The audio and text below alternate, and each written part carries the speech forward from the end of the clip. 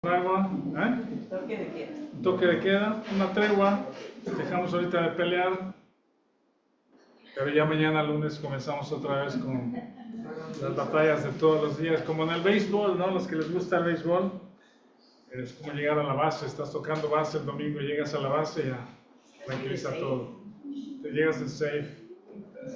Y es un buen momento justamente para estar juntos, para recordar las cosas importantes de la vida, las cosas prioritarias de la vida, el valor que la iglesia en general tiene para el Señor y en lo individual también. Yo creo que el lunes, cuando nos levantamos y vamos a la guerra de todos los días, pues con las cosas del trabajo cotidiano, así la escuela, las enfermedades, el trabajo, los asuntos, de pronto perdemos un poquito la perspectiva, ¿sí? Porque estamos bien metidos en todas las cosas, pero es buen momento para reflexionar. Y esta sección de Gálatas me gustó mucho, es parte de lo que hemos estado estudiando y me gusta mucho porque si bien se acuerdan que Pablo empieza con mucha intensidad la carta, ¿verdad? Con seriedad y con intensidad,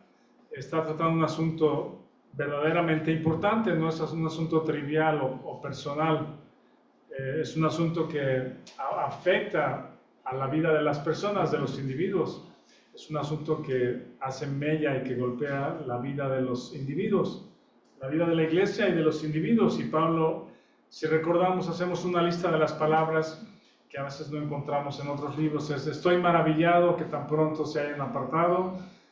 Habla de aquellos, no dice nombres, pero ahorita lo vamos a ver otra vez, menciona a ellos, ¿sí? A algún grupo de personas, uno, dos o tres individuos, personas que están perturbando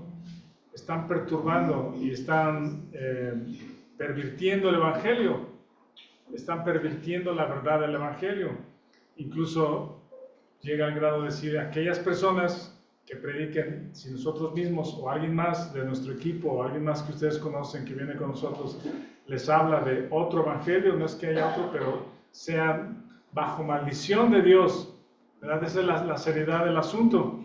¿Ya? Aquí vamos a ver que Pablo les repite, les dice: estoy perplejo respecto a vosotros, no lo puedo entender, no lo puedo asimilar lo que está pasando, lo que estoy viendo que está pasando en sus vidas. Más adelante Pablo dice respecto a los que insisten en que el creyente en Cristo debe de circuncidarse para ser salvo, guardar la ley incluye circuncidarse, dice: ojalá se mutilasen los que están haciendo eso, ¿verdad? No sé, Pablo está muy, parece agresivo, no le diga nada, porque está intenso, agresivo. Pero el asunto lo amerita, el asunto que Pablo está atendiendo lo amerita. Dice: realmente aquellos que están insistiendo en que el cristiano debe de guardar la ley, incluyendo la circuncisión, pues ellos que lo están impulsando, ojalá se mutilasen, hablando de castrarse, para decirlo brevemente y claramente. ¿Sí? Si a ese grado quieren para agradar a Dios, ok, no solamente que corten el prepucio, sino que se castren, ¿verdad? Es muy duro. Los que perturban a los creyentes, que se mutilasen. Y al final Pablo termina con una frase que dice: ninguno me cause molestias. ¿Sí? Ya he dicho la verdad, ya he hablado lo que me corresponde. A ustedes creyentes tienen que creer y confiar en el Dios que hemos predicado. Bueno, esta intensidad con la que Pablo habla es una exhortación directa, corta, directa, es como una sacudida, ¿verdad?, a los creyentes, y es un llamado a la reflexión. Cuando tú y yo en nuestro tiempo leemos la carta de Gálatas y la estudiamos como ahora, no quiero que ni por un centímetro suavicemos la exhortación, ¿sí? No suavices la exhortación, no suavicemos la exhortación que Pablo está hablando con tanta intensidad, ¿sí? La exhortación sigue siendo alerta, no reduzcamos la alerta, ¿sí? No es ajeno, este tema no es ajeno a ti. Si eres un jovencito, si eres una joven, si eres un matrimonio, un adulto mayor, no importa la edad que tengas, esposo o esposa, padre, hijo, no importa la edad que tengas, ni las circunstancias en las que estés pasando. Esta exhortación te va muy bien a ti, ¿sí? Esta exhortación te va muy bien a ti. Y la tenemos que asimilar de acuerdo a nuestra circunstancia. Este texto, repito, me gusta mucho para analizar algunas cosas a la reflexión. Habíamos visto la semana pasada dos cosas rápido. Uno es este hilo conductor del que hemos hablado, ¿verdad? Pablo agarra desde el capítulo 3, el capítulo 4 y hacia el 5, lo que llamé el hilo conductor, que es referencias hacia el Espíritu Santo. ¿Sí? Si no las anotaron, tal vez se las puedo pasar al rato, pero habla acerca de recibir al Espíritu o de oír con fe, ¿verdad? Ese Espíritu fue prometido desde Abraham y Abraham creyó esa promesa que venía el Espíritu cumplida en Cristo y recibiendo el creyente el Espíritu.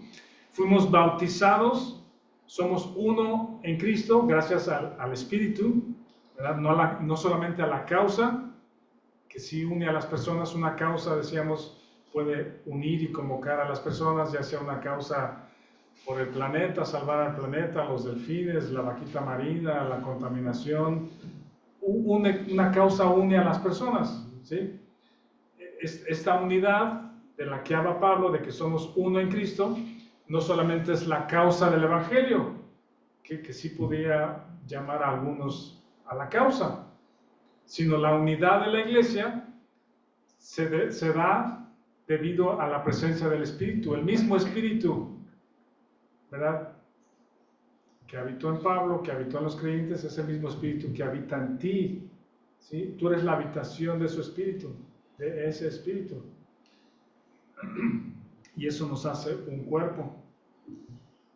Ese Espíritu, que también le llama el Espíritu de su Hijo, como en otra connotación a la presencia de Dios en el creyente, es el Espíritu de su Hijo, hace que tú puedas acercarte a Dios confiadamente, ¿sí? Por eso digo que si eres un jovencito, una joven, ¿sí? Como dice Héctor, en edad de trabajar, de estudiar, algunas jóvenes o jóvenes varones ya están en edad de que llega el tiempo en que Dios les puede proveer o les pueden esperar en Dios para que les provea su ayuda idónea, su esposo, su esposa, su mejor amigo, su mejor amiga, con la que Dios les permita formar un hogar, ¿sí? Bueno, ese espíritu que Dios ha puesto en ti es para que tú te acerques a Dios y le llames Abba Padre, papá, papito. Esto es lo que anhelo, esto es lo que necesito, esta es mi circunstancia, es lo que quisiera hacer, ¿verdad? Ese es el espíritu. Después, en el 5:16, Pablo nos invita a andar en el espíritu. También lo leímos en Romanos, andar en el espíritu, contrario a la carne. El espíritu es contrario a la carne, ¿sí? La ley, la carne, divide a las personas, separa a las personas, ¿sí? El espíritu une a las personas, produce perdón, armonía, ¿cómo se llama? Restauración en relaciones rotas. Eso lo hace el espíritu.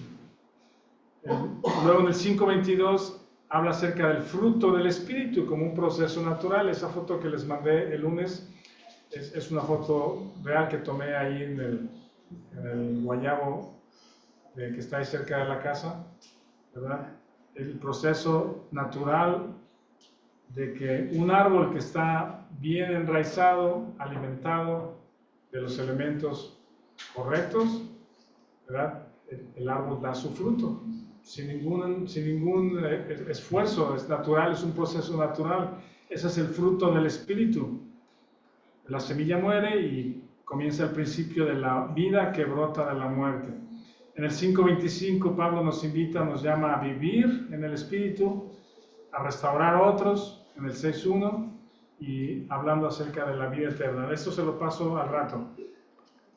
La otra cosa que veíamos, que es este escenario del cual de ahí partimos para el día de hoy, es este escenario o pinta un cuadro de el niño esclavo, ¿verdad? El hijo del esclavo, el hijo del sirviente en la casa del amo, en la casa o en la hacienda, en la casa grande del amo. El niño no sabe que es esclavo, no sabe el significado real cuando uno es pequeño de que no eres dueño de ti mismo, y en nada difiere, dice el texto, del heredero, que también es niño. El heredero eventualmente va a ser el señor de todo, el que maneje todo, incluso a los esclavos son su propiedad, pero el niño no lo sabe, no alcanza a ver la magnitud de este asunto. Y entonces el niño del esclavo y el niño del señor aparentemente no tienen ninguna diferencia cuando son niños. Los dos están bajo un tutor o bajo el administrador de la propiedad, pero en algún momento en esta ilustración del capítulo 4, el Señor adopta al niño esclavo y ahora cambia su posición, ya no es esclavo, ahora es hijo, ¿sí? Y como es hijo, ahora tiene el espíritu del hijo, no solamente legalmente, sino el espíritu del hijo, para que le llame papá. Si han visto algunas historias de niños o niñas que son adoptados, sobre todo quizá cuando son adolescentes, hay algunas adopciones de adolescentes o jovencitos de 9, 10, 11, 12 años que son adoptados. El integrarse a la nueva familia es muy complicado, sobre todo si hay mucha diferencia entre su niñez, lo que padeció en su niñez, lo que no tenía, o las carencias o la falta de amor, y ahora integrarse a un hogar donde tiene su recámara, va a la escuela, le pagan todo, tiene su ropa, tiene comida 3 veces al día. A veces ese choque es también complicado, ¿sí? Ahora puede gozar de estas cosas, pero la integración es complicada. Poder llamarle papá o mamá a los nuevos padres adoptivos, o ¿cómo se dice? Los que adoptan, ¿sí? Y por eso Pablo, en esta ilustración de que el niño esclavo es adoptado como hijo, dice, a los creyentes, eso sucedió cuando nacemos de nuevo, pero hemos recibido el espíritu del hijo para poder llamarlo Abba Padre. ¿Sí? La conexión no solamente es legal, ¿sí? Con el apellido o la propiedad de las cosas, de gozar las cosas del Padre, sino también en el interior, en el corazón. Por eso podemos acercarnos confiadamente al trono de la gracia y hallar gracia para el oportuno socorro, acercarnos a Dios como nuestro Padre, ¿verdad? Y ahora ese hijo, que antes era esclavo, ahora es hijo con el espíritu del hijo, dice, es heredero de todas las cosas. Todo lo que el Padre tiene, todo lo que el Padre es, ahora es del Hijo.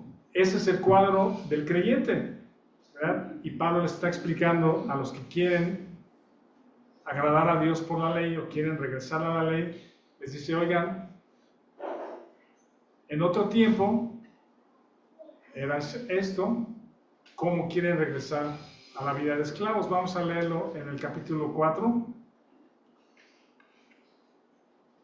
¿Alguien quiere leerlo en voz alta para todos? Del 8, 4, 8. Hasta el 20, 4, 8 al 20, por favor. ¿Quién lo quiere leer? Yo, ciertamente, en otro tiempo, no conociendo a Dios, servíais a los que por naturaleza no son dioses. Mas ahora, conociendo a Dios, o más bien, siendo conocidos por Dios, ¿cómo es que os volvéis de nuevo a los débiles y pobres rudimentos, a los cuales os queréis volver a esclavizar? Guardáis los días, los meses, los tiempos y los años. Me temo de vosotros que haya trabajado en vano con vosotros. Os ruego, hermanos, que os hagáis como yo, porque yo también me hice como vosotros, ningún agravio me habéis hecho. Yo creo que hasta ahí. Vamos a ir en dos partes mejor. Bueno, Ahí menciona en otro tiempo, y es una buena reflexión, es una buena reflexión para ti y para mí. Piensa cómo era nuestra vida en otro tiempo sin Cristo, ¿sí? Y es la reflexión a la que le llama Pablo a los Gálatas y les dice, en otro tiempo, anteriormente, no conocían a Dios, no conocían a Dios. Hoy tenemos el privilegio y la alegría de poder conocer a Dios y conocerlo más en las Escrituras. ¿Sí? Conforme leemos, estudiamos, conocemos más quién es Él. No puedes confiar en Él, no puedes confiar tu vida en Dios si no lo conoces. Antes de que fueras creyente, que nacieras de nuevo, ¿qué valor tenía este libro para ti? ¿Sí? ¿Quiénes tenían Biblia antes de ser cristianos o de ser creyentes? ¿Quién tenía Biblia? ¿Sí? Pero no la Biblia urbana. Propio de la comunidad. Propia de la comunidad, pero Un adorno. ¿estaba más de adorno? Sí. ¿Sí? ¿Estaba intacta? Pensábamos quizá que era como un amuleto, ¿no? En mi casa estaba la Biblia abierta, quién sabe dónde, y en Ajenagos, y así en la sala era un adorno así. Un adorno, la Biblia abierta en la casa. Así de hoja de oro y no sé. Sí, muy bonita, pero no pasaba de ser un adorno, de ser un tipo de amuleto, de a ver si tenemos la Biblia aquí, que Dios esté con nosotros. Hay un accesorio como el portabiblia, pues.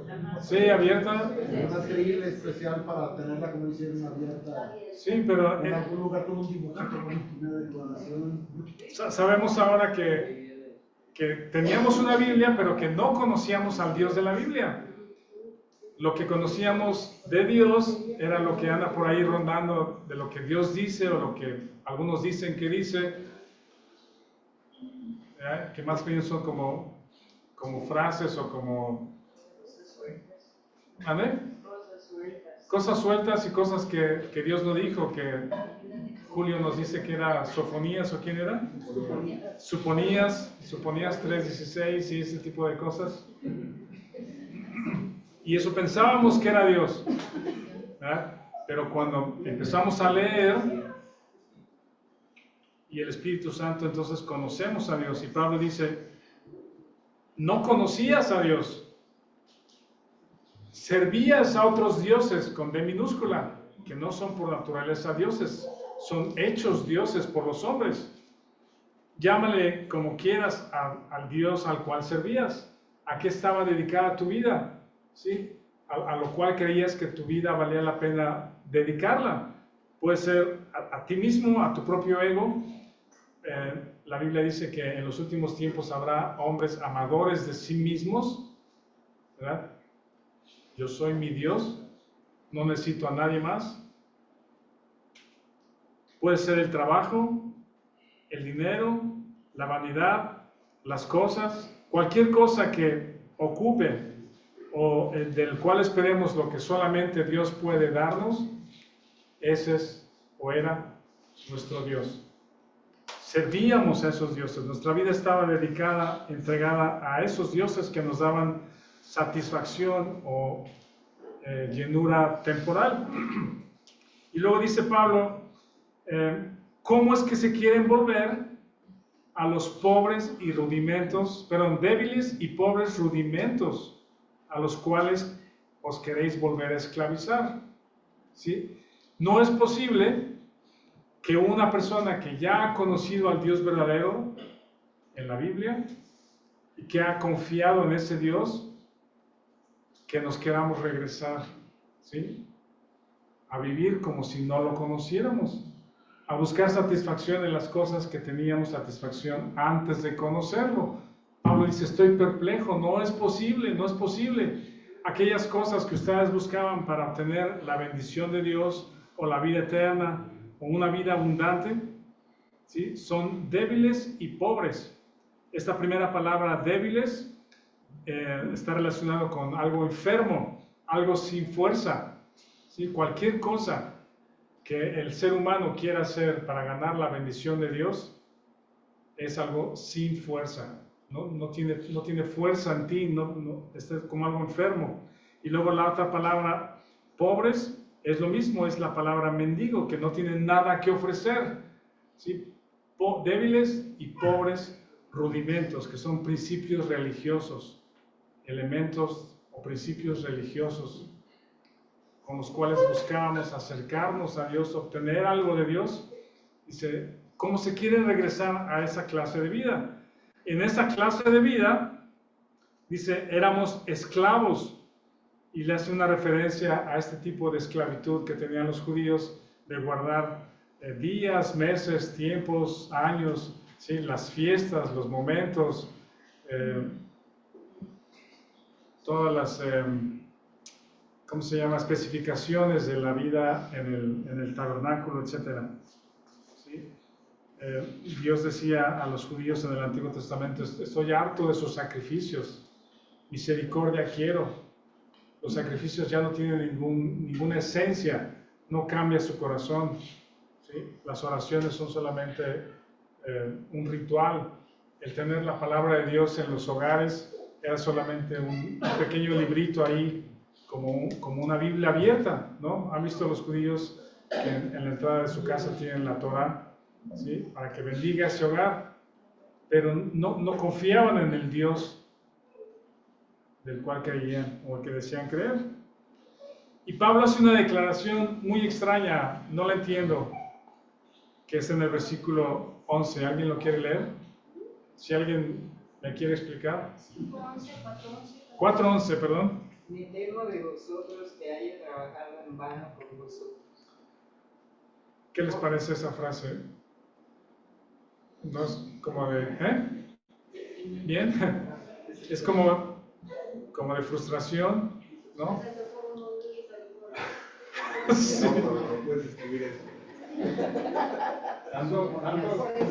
Sí, hermano.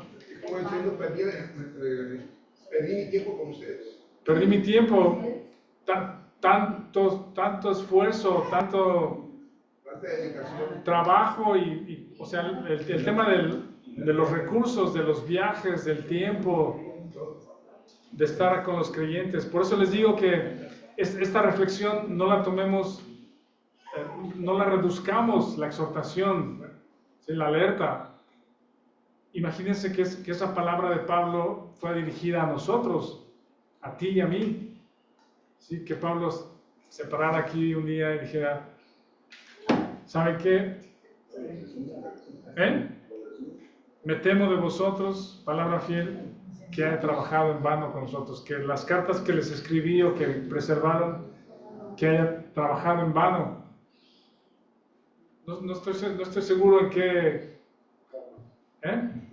qué forma Pablo lo esté diciendo. Pues, ¿ibas a decir algo?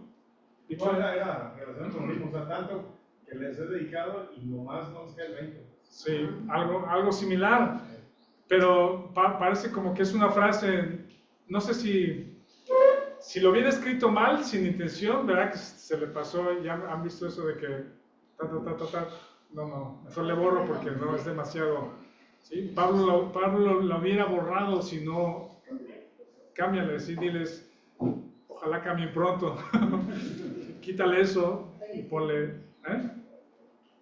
Van por buen camino. Van por buen camino. Sí, pero no lo borró, pues tenía oportunidad a lo mejor de tacharlo o borrarlo, pero se quedó porque sí es un llamado de atención. Pero luego, más adelante, la expresión que cambia todo otra vez es en el 19, que les dice, hijitos míos, ¿sí? No sé si es como la expresión de un papá o de una mamá cuando el niño o la niña nos altera un poquito, ¿no? Nos altera un poco, pero no deja de ser nuestro hijo. Ven, te voy a abrazar. Sí, eres mi hijo, no vas a dejar de ser mi hijo. Algo como eso puede ser la expresión que veo en Pablo, pero es una declaración interesante. Avanzando un poquito para que no se nos acabe el tiempo, en el versículo 12, acuérdense de esta frase, os ruego, ¿sí? Aquí la vuelve a decir. Vimos que en Romanos, la palabra os ruego, la frase os ruego, que es, les pido atentamente, les suplico atentamente, en Romanos 12, o en Romanos aparece en el capítulo 12, en Efesios aparece en el capítulo 4, en Corintios aparece en el capítulo 1, en Gálatas aparece en el capítulo 4. ¿Sí? Pongan atención, les ruego. ¿Sí? Suplicar. Y luego, en el versículo 13, que es como el meollo del asunto del día de hoy, dice, pues vosotros sabéis que a causa de una enfermedad del cuerpo, os anuncié el Evangelio al principio, y no me despreciasteis ni desechasteis por la prueba que tenía en mi cuerpo. Antes bien me recibisteis como a un ángel de Dios, como a Cristo Jesús. ¿Dónde pues está la satisfacción que experimentabais? Porque os doy testimonio de que si hubieseis podido, os hubieseis sacado vuestros propios ojos para dármelos. ¿Me he hecho pues vuestro enemigo por decirles la verdad? Ahí es donde dice, tienen celo de vosotros, no dice quién, pero hay alguien, ¿sí? Tienen celo de vosotros, pero no para bien, sino que quieren apartaros de nosotros, para que vosotros tengáis celo por ellos. Eso hacen las sectas, eso hacen los malos pastores, los malos líderes. Dice, bueno es mostrar celo en lo bueno siempre, y no solamente cuando estoy presente con vosotros. Hijitos míos, por quienes vuelvo a sufrir dolores de parto hasta que Cristo sea formado en vosotros. Pablo tenía una gran prueba en su cuerpo, ¿sí? Todos pasamos por pruebas. La enfermedad de Pablo era una prueba. Pablo le llamaba un aguijón en la carne, me fue dado un aguijón en la carne, posiblemente ese mismo asunto que menciona en Corintios, un problema con sus ojos. Algunos decían que era, he leído que la enfermedad que parece que Pablo tenía era oftalmía crónica. ¿Sí es correcto? ¿Qué es eso? Oftalmia no existe como tal, sino que es una endoftalmia. Debería ser otra cosa. ¿Y qué problemas habría en los ojos con ese tipo de enfermedades? Pero es que eso se presenta después de un golpe. Después de un golpe. Después de un golpe, el otro ojo hace como anticuerpos en contra del mismo ojo y se inflama, y el tratamiento es sacar el ojo dañado. Y eso es una oftalmia. Okay. No sabemos con precisión cuál era el problema de Pablo. Ahorita que dices lo del golpe, ya ves que lo golpearon hasta tenerlo casi muerto. No sé si de ahí...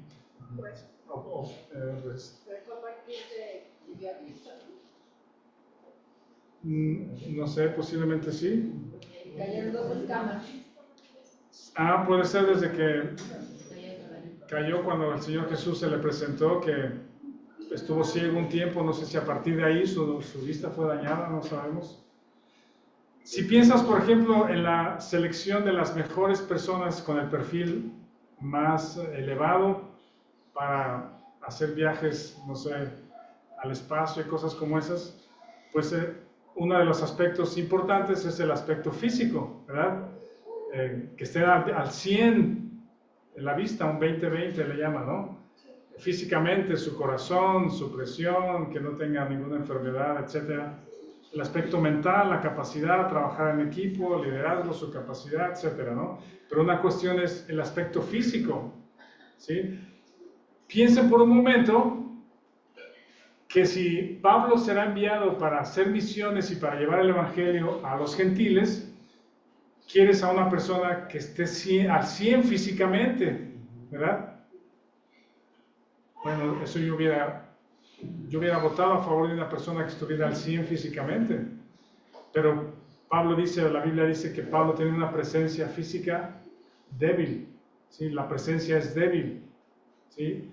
No sé si habrá sido bajito de estatura, no sé qué características físicas habrá tenido, pero no era una presencia imponente, ¿sí? Sino es una presencia física débil. Y ahora, ok, vamos a escribir cartas, vamos a hacer que a través de este hombre, Pablo, vamos a mandar cartas a las iglesias, pues dale una buena vista, pues, ¿sí? Y no, ahora tiene un problema en los ojos que no puede escribir, y ahora depende de un secretario a quien le dicte sus cartas, ¿sí? ¿Por qué complicar las cosas, pues? ¿Saben por qué? Si dijeran, vamos a buscar al mejor perfil de Pablo para que lleve el evangelio, escriba cartas, ¿ibas a decir algo, Héctor? No. ¿No? En la Biblia de Heidegger, la Biblia de estudio, dice que no necesariamente tener de los ojos el problema que tiene ese, que no es. Bueno, aquí nos da a entender eso porque dice que ellos hubieran querido sacarse sus propios ojos para dárselos. Bueno, es que cuando usan esa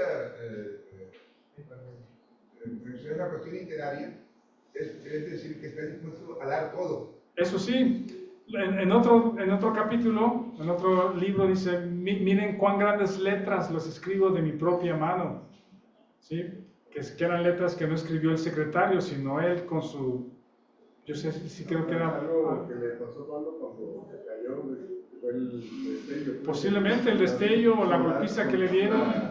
¿Cómo soldar sin careta, dice? Afecta la vista. El destello de la luz intensa en sus ojos le dañó. Finalmente, cualquier deducción que salga aterriza en que no se trataba de él, era Dios el que estaba haciendo la obra. Ese es el punto. Un hombre débil que no puede usar sus propios ojos para escribir bien, y menos con la luz que tenían en aquel tiempo, es usado por Dios, porque el asunto no es el gran hombre de Dios, sino es el gran Dios que usa a un débil, que no tiene buenos ojos, que no hay buena luz, que necesita un secretario, porque el poder está en el mensaje, ¿sí? Ese es el punto. Tiene un aguijón en la carne. ¿Por qué? Porque cuando tú eres débil, entonces eres fuerte, porque te hace depender de Dios. Bueno, en las pruebas, esa era una gran prueba para Pablo. Dice, la gran prueba en mi cuerpo, ¿en qué desembocó? ¿En qué consecuencias tuvo? En que Gálatas se convirtieran. ¿Ven eso? Dice, pues saben que a causa de una enfermedad del cuerpo os anuncié el evangelio al principio. Piensa por un momento en tus pruebas. ¿Qué pruebas tienes? Todos tenemos pruebas. Todos pasamos por pruebas, todos somos probados constantemente. A veces esas pruebas parecen ser interminables, incansables, ¿no? Pasan semana, otra semana, ya termina el mes, ya se pasó el mes, ya estamos a final de año. Sí, y físicamente y mentalmente a veces las pruebas son agobiantes, ¿sí? Son agotadoras, frustrantes, ya no llegamos al fin de nuestras propias fuerzas en algunos asuntos.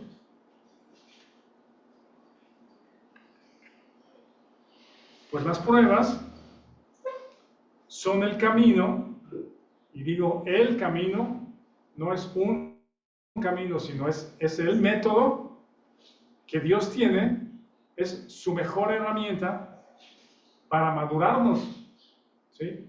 Es su mejor herramienta para conocerlo más, para hacernos crecer. Nuestra fe es probada. ¿Confías en Él? ¿O ves a Dios como un enemigo, como un vengativo, como alguien descuidado, como alguien que te volteó el rostro, ¿sí? Que no sabe ni lo que te pasa, que no te escucha?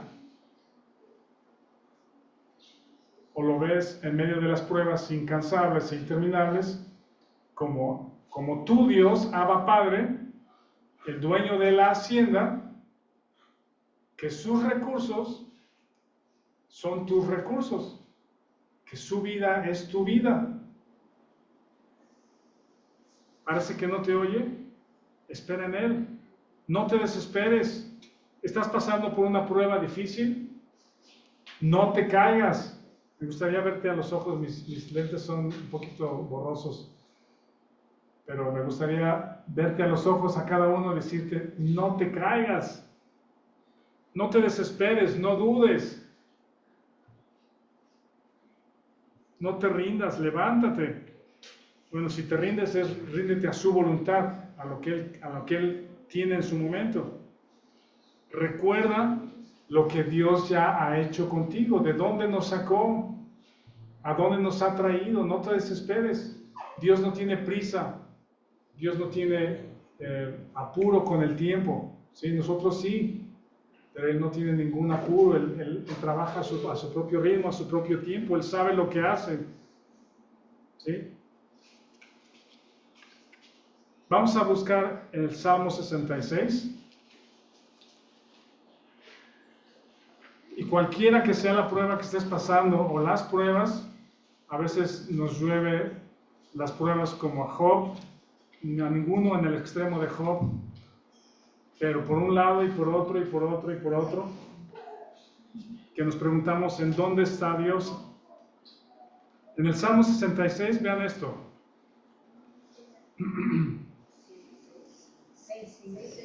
66, voy a leer del versículo 8 al versículo 12.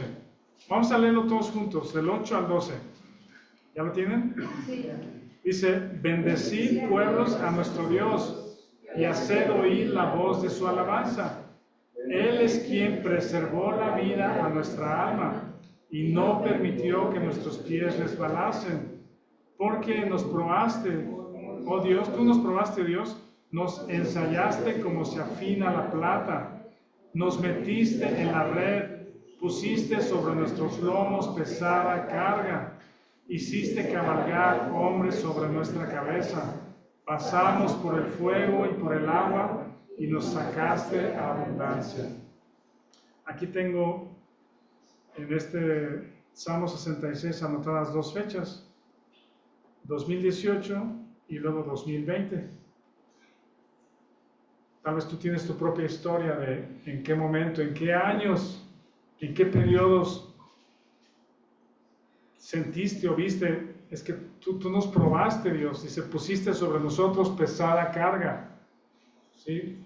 Muy difícil, años muy complicados, en todos los aspectos, en enfermedad, en economía, en los hijos, en el trabajo, en angustias, en cosas que pides y parece que Dios no te contesta. Pero luego dice, pasamos por el fuego y por el agua. ¿Se acuerdan de Jeremías? Que dice, cuando pases por las aguas, por el fuego, yo estaré allí. En medio de las pruebas, Él está allí. Recuerda eso, que Él está contigo. Él no está ausente. Él sabe tus anhelos, sabe tus necesidades, sabe que anhelas algo, que si eres una jovencita, un jovencito, un joven, que anhelas un hogar, que anhelas una esposa, una compañera. Si eres una joven que añoras un hogar, que quieres tener un novio y que sea un hombre fiel o un hombre piadoso. Dios conoce los anhelos del corazón de cada uno. Dios te conoce y conoce tus anhelos y tu corazón, tus necesidades.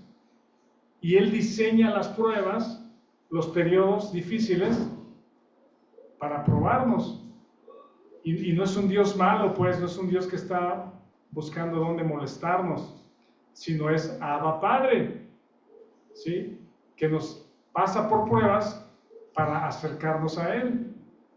Y esta última frase me gusta mucho, que nos pasaste por fuego y por el agua, nos probaste, nos ensayaste como se afina la plata, pusiste sobre nuestros lomos pesada carga. Si así te sientes hoy como pesada carga, recuerda que la última frase dice el versículo 12, y nos sacaste a abundancia. ¿Sí? Él nos da un descanso, Él nos da un alivio, Él es el buen pastor. Y las pruebas son el camino para afinar nuestra fe, para afianzar y fortalecer nuestra fe, nuestra confianza en Él. Confía tu vida en Él. Si estás pasando tiempos difíciles, confía en los tiempos de Dios, en el propósito de Dios, y en el caso de Pablo, en su debilidad y en sus ojos, él le recuerda a los Gálatas, ¿se acuerdan no sé cuál habrá sido el escenario, pero es como, déjeme, no quiero, ¿cómo se llama?, desviar o añadirle a la Biblia, pero ¿se acuerdan que cuando tuve necesidad de un médico, me acerqué al médico de tal ciudad, ¿sí? Y en la revisión, ¿sí?, me empezaste a compartir tu problema y yo te compartí acerca de Cristo, ¿sí? Y entregaste tu vida a Cristo cuando yo fui a atenderme de los ojos. Les digo, no sé si eso haya sucedido, pero cualquiera que haya sido el escenario, tus pruebas y el lugar donde Dios te pone en las pruebas es algo que Dios usa para su gloria. Es algo que Dios usa para su gloria, para compartir con otros.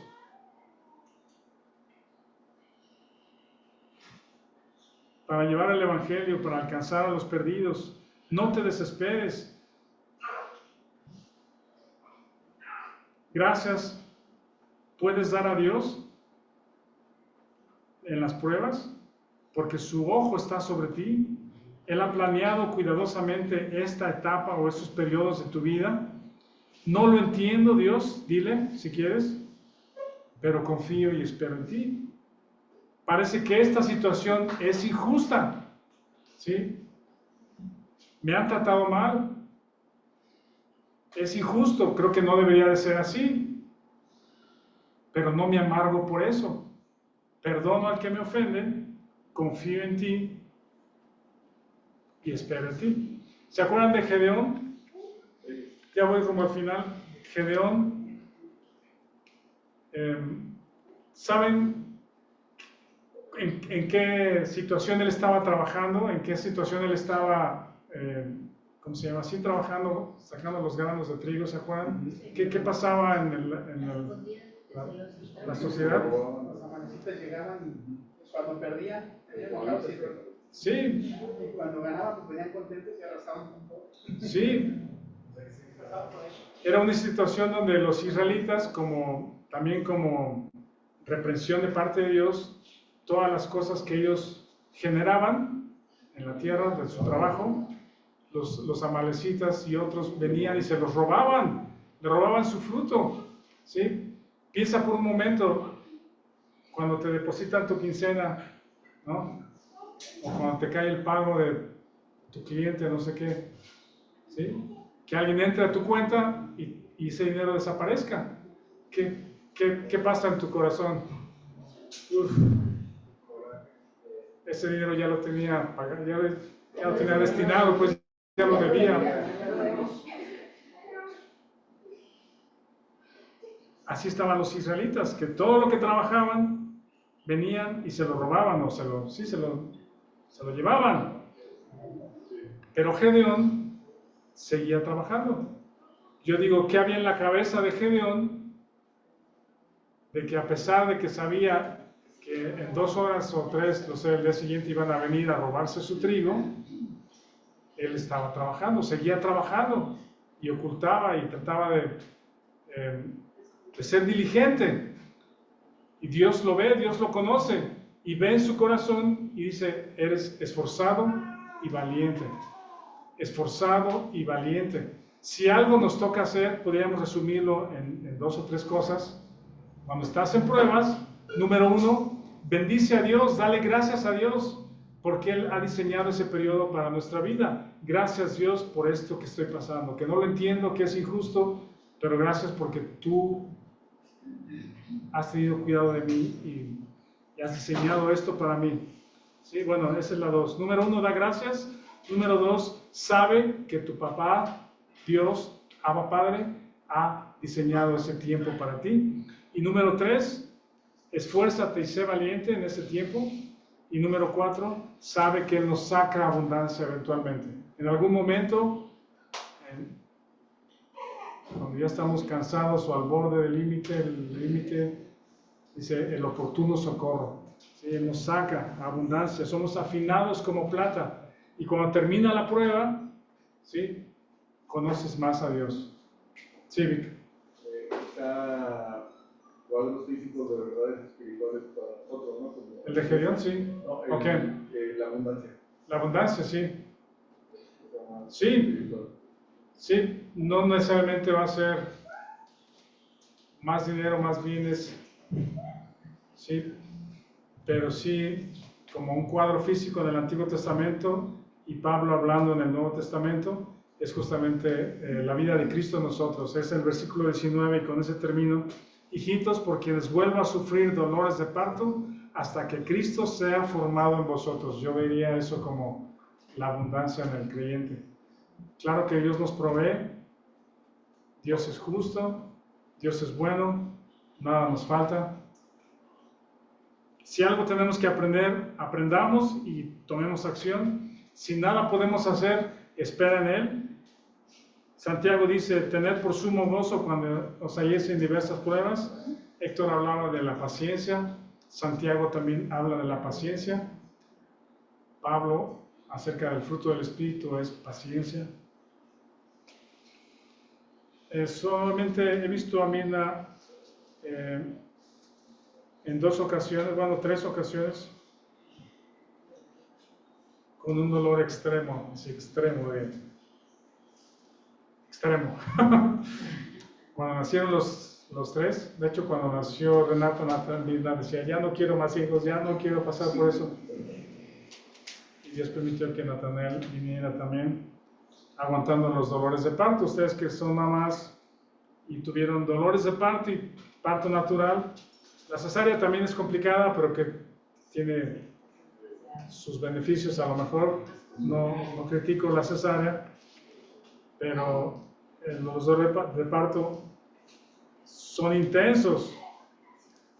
Y la otra vez que vi a Mirna gritar casi hasta la muerte fue con sus dolores por su espalda. Cuando llegamos al hospital donde la operaron en el centro, me dio un flashback, así un recuerdo de cuando estaba gritando por los dolores de parto, ¿no? Por los niños, por el dolor que tenía en su espalda. Y que mucho dolor. Cuando Pablo dice: vuelvo a sufrir dolores de parto por ustedes. Bueno, ¿cuándo sufrió dolores de parto por los Gálatas? Cuando nacieron de nuevo, cuando predicó el Evangelio, por la prueba con sus ojos. Era tan intenso quizá que los Gálatas tenían tanto amor por Pablo que lo vieron como un ángel, como a Cristo mismo, como el portador de las buenas noticias, que los vio con ganas de sacarse sus propios ojos y para ayudar a Pablo, para verlo en medio de su dolor o no sé, de su prueba intensa, ¿no? Y Pablo dice: vuelvo a sufrir dolores de parto, pero ahora porque quiero ver a Cristo formado en ustedes. Este es el corazón de un pastor, ¿sí? Un pastor o pastores en las iglesias. Este es el corazón que las iglesias debiesen buscar en las personas que tienen cuidado de las personas, ¿sí? Las ovejas gordas que tienen cuidado de las otras ovejas. Angustia, porque quiero verlos creciendo. A veces el crecimiento es un proceso doloroso. Los padres cuidan así a sus hijos. Los ancianos y pastores deben de cuidar así a la iglesia, buscando en el corazón y en las oraciones que Cristo sea formado en nosotros. Esa palabra formado es morfo, es formado. Quiero ver a Cristo en ustedes. Y no solamente en las características o en el fruto del Espíritu, en el carácter de Cristo en nosotros, ¿sí? Sino en la relación de Cristo con su Padre. ¿Sí? ¿Sí lo ven eso? Cristo formado en ti es cómo te diriges a tu Padre. ¿Se acuerdan de la oración de Juan 17? Padre, tú y yo somos uno. ¿Sí? Así como tú y yo compartíamos, así quiero que ellos compartan conmigo, que seamos uno, que ellos sean uno. Esa es la relación de Cristo con el creyente, de ti con Dios, y claro, el carácter de Cristo en el creyente. Aquí vamos a dejar y continuamos primero Dios la próxima semana. Gracias, Héctor.